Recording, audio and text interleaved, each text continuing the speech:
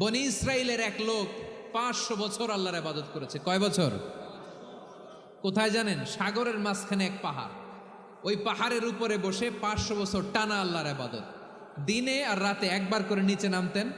সেখানে আল্লাহ তাআলা পাথরের ভেতর থেকে তার জন্য মিঠা পানির ব্যবস্থা করে দিয়েছেন, আর একটা ডালিম গাছের ব্যবস্থা করে দিয়েছেন। সকালে নামলে একটা টসটসে ডালিম, রাতে নামলে টসটসে ডালিম। এগুলো খেয়ে খেয়ে 500 বছর সে আল্লাহর ইবাদত করেছে। আর সে আল্লাহর কাছে বলেছে, আল্লাহ আমি যখন মারা যাব সেজদারত অবস্থায় যেন মারা যাই।